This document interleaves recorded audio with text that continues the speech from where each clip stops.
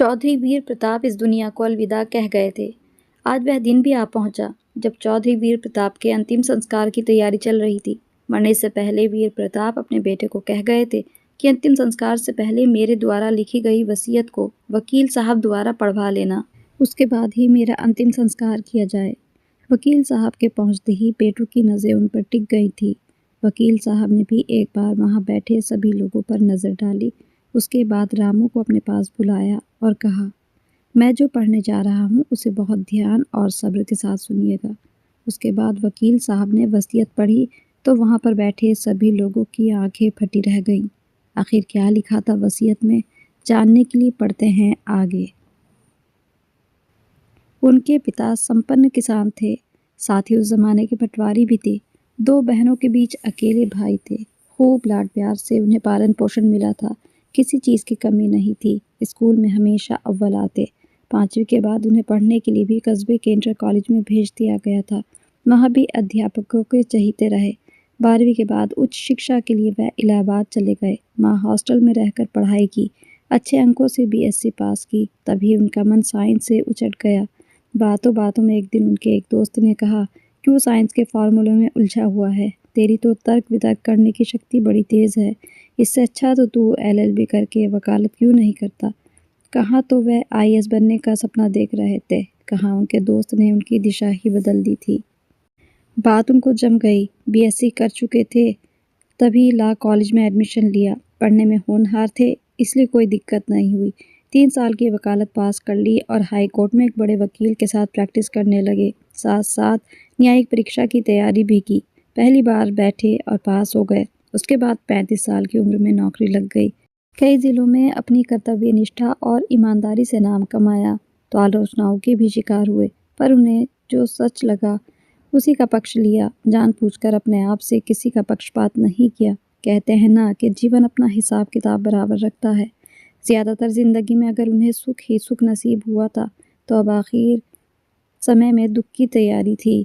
इसे भी उन्हें इस जीवन में भुगतना था, वरना ज़िंदगी का खाता असंतुलित रह जाएगा। आय और व्यय का पूरा विवरण आना ही चाहिए। सुख अगर आय है तो दुख व्यय। उनका शरीर हर रोज़ कमज़ोर होता चला जा रहा था। अपनों की दूरी के दुख से वह उभर नहीं पा रहे थे। बेटे बिना नागा फ़ोन पर उनकी कुशलता की जानकारी लेते थे, पर क्या जीवन के आखिरी पलों में बच्चों का सिर्फ फ़ोन पर उनके बारे में पूछ उनके मन के बोझ को कुछ कम कर सकता था? फ़ोन पर ही बेटों को उन्होंने बता दिया था कि पुश्तैनी जायदाद और ख़ुद की कमाई संपत्ति की उन्होंने वसीयत कर दी है। उसको पंजीकृत भी करवा दिया गया है। वसीयत वकील विजय के पास रखी है। जीते जी देखने तो क्या आओगे, मेरी मौत पर ही तुम लोग आओगे, पर अंतिम संस्कार करने से पहले वसीयत पढ़ लेना। उसके बाद वह दिन भी आ पहुंचा जब हवेली के विशाल आंगन में उनका पार्थिव शरीर रखा था। एक तरफ रिश्तेदार बैठे हुए थे, उनके बीच सफ़ेद कुर्ते पजामे में चौधरी जी के दोनों बेटे बैठे हुए थे। औरतें अंदर की तरफ बैठी थी। वकील साहब को खबर कर दी गई थी, बस पहुंचने ही वाले थे। वकील साहब के पहुंचते ही सबकी नज़रें उनके चेहरे पर टिक गईं। उन्होंने बारी बारी से सबको देखा। एक कोने में गरीब रामू बैठा था। केवल उसकी आंखों में आंसू थे। वह रो नहीं सकता था क्योंकि वहाँ सभी दीर्घ गंभीर मुद्रा अपनाए थे।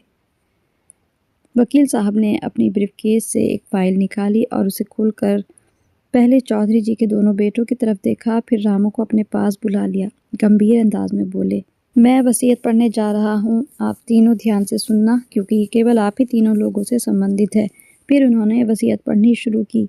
मैं चौधरी प्रताप सिंह निवासी ग्राम रामपुर अपने पूरे होश हवास में अपनी जायदाद की निम्नलिखित वसीयत करता हूँ। मेरी 10 बीघा पुश्तैनी ज़मीन जो अलग अलग चक्कों में है, मेरे दोनों बेटों के बेटों यानी मेरे पोतों के नाम करता हूँ। जब तक ये बालिग नहीं हो जाते, इन ज़मीनों पर रामू का कब्जा रहेगा और वही इन ज़मीनों की देखभाल भी करेगा। जब मेरे दोनों पोते बालिग हो जाएं तो इन ज़मीनों को मेरे पोतों को सौंप दिया जाए। इसी तरह बैंक में जमा धनराशि को इस गांव के लिए एक अच्छा स्कूल बनवाया जाए। 10 बीघे ज़मीन जो मैंने अपनी बचत और मेहनत की कमाई से ख़रीदी थी, उसका बैनामा मैं पहले ही अपने बेटे समान सेवक रामू के नाम कर चुका हूँ। वह मेरा सगा बेटा नहीं है, पर मैं उसको अपने बेटों से भी बढ़कर मानता हूँ। संतान सुख क्या होता है वह मैंने अपने दोनों बेटों के पालन पोषण से प्राप्त कर लिया है, लेकिन जीवन के आखिरी समय में संतान एक पिता को क्या सुख देती है, ये मुझे अपने बेटों से नहीं मिला, बल्कि वह सुख मुझे मिला तो केवल रामू से, उसकी पत्नी और उसके बच्चों से।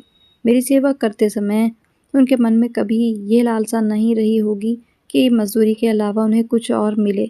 बचपन में हम अपने बच्चों का मलमूत्र साफ करते हैं, हमें उसे घिन नहीं आती क्योंकि बच्चों को हम अपना अंश समझते हैं। ये समझते हैं कि वह हमारे बुढ़ापे की लाठी है। लेकिन क्या सचमुच रामू के शरीर में मेरा खून नहीं है? वह मेरे घर परिवार का भी नहीं है तो बस एकमात्र नौकर। लेकिन उसकी सेवा में नौकर भाव नहीं है, उससे भी कहीं कुछ ज्यादा है। वह मेरा मलमूत्र ऐसे उठाता था जैसे अपने अबोध बच्चे का उठा रहा हो।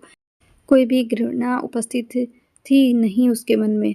वह प्यार से मुझे नहलाता धुलाता जैसे वह अपने किसी बच्चे का ये सब कुछ कर रहा हो।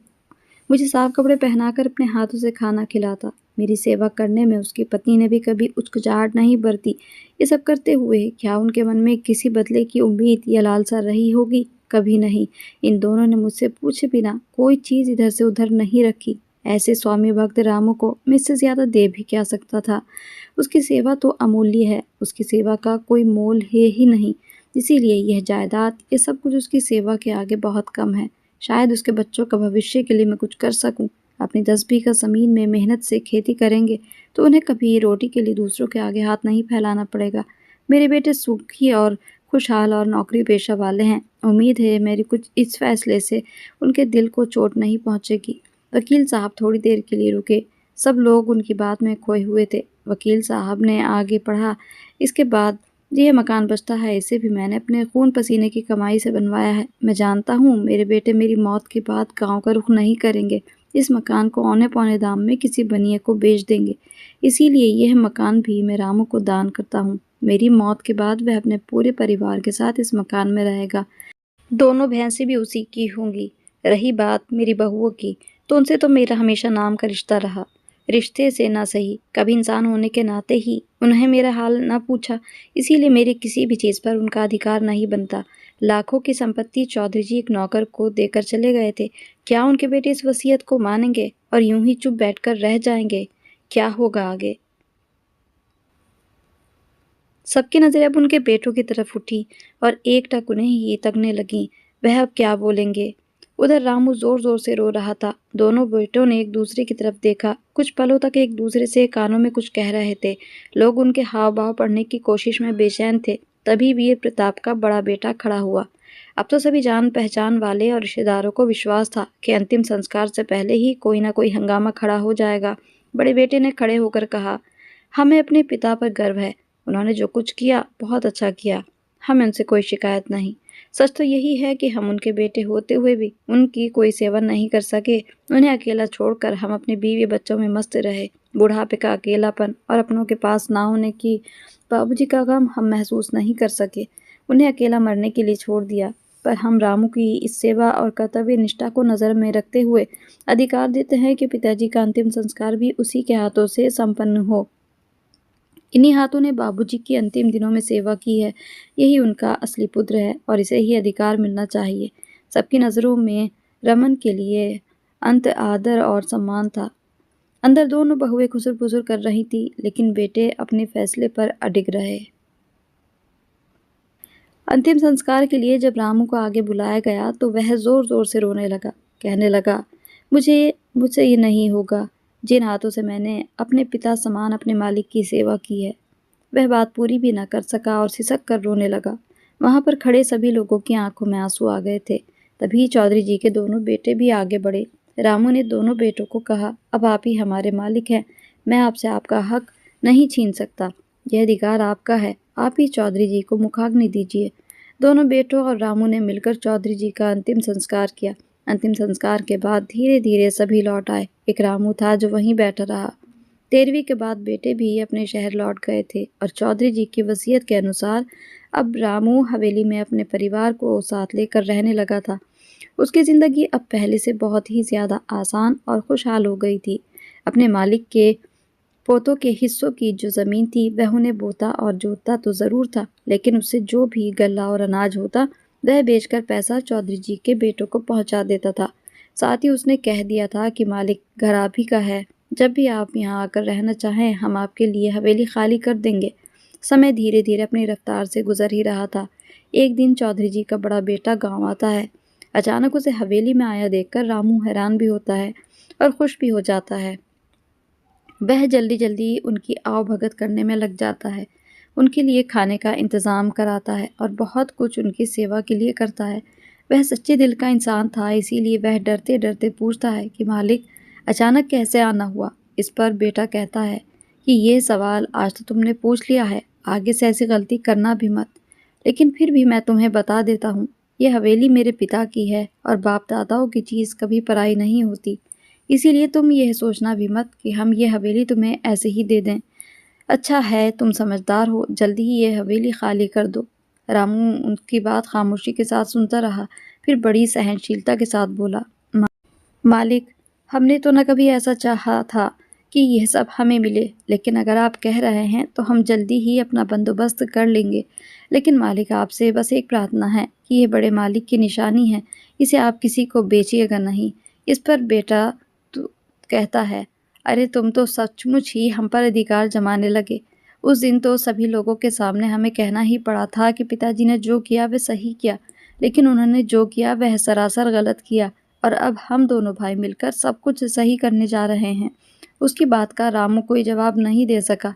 अंदर उसकी पत्नी खड़ी सारी बात सुन रही थी। अगले दिन चौधरी जी का बेटा वहाँ से वापस चला गया। रामू की पत्नी उसे समझाने लगी, लेकिन रामू एक बहुत ईमानदार और सच्चा इंसान था। उसने अपनी पत्नी से साफ कह दिया था कि ना ये हवेली हमारी है, ना ही हम यहाँ पर रहेंगे। मैं जल्दी ही अपने परिवार के लिए कोई दूसरे मकान का बंदोबस्त करता हूँ।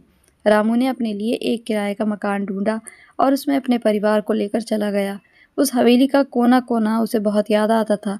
उस हवेली में बसी उसके मालिक की यादें जो थीं। चौधरी जी के बेटे का फ़ोन आया तो रामू से कहा कि ज़मीनों के सारे कागज़ तैयार रखे। रामू ने उसके लिए भी हाँ कर दी थी। वह तो हर तरह के लालच से परे था। वह तो मेहनत करके 2 वक्त की रूखी सूखी रोटी खाकर भी खुश रहने वालों में से था। उसे लगता था कि कहीं इतनी दौलत उसकी या उसके परिवार की जान की दुश्मन ही ना बन जाए। अब तो बेटा हर महीने या 20 दिन में गांव जाकर चक्कर लगाता और सारी ज़मीनों का हिसाब किताब देखता और जो रुपया पैसा होता वह लेकर चलता बनता। जबकि जो ज़मीन रामू के नाम पर थी उस पर अब चौधरी जी के बेटे का कोई अधिकार नहीं बनता था। लेकिन रामू ने कभी भी इस बात की ना तो उनके बेटे से शिकायत की और न कभी अपने गांव के किसी भी इंसान से इस बात का जिक्र किया। लेकिन धीरे धीरे गांव वालों को इस बात की खबर होने लगी थी। उनमें से कुछ तो रामू से ये सब कुछ छीन जाने पर खुश थे और कुछ रामू के जो हमदर्द थे उन्होंने रामू से कहा कि वह इस चीज़ के लिए अदालत का दरवाज़ा खटखटाए। लेकिन रामू को अपनी ज़िंदगी में सुकून प्यारा था। वह इन सब झमेलों में नहीं पड़ना चाहता था। 5 दिन बाद चौधरी जी के दोनों बेटे आए। उनके साथ में एक वकील भी था।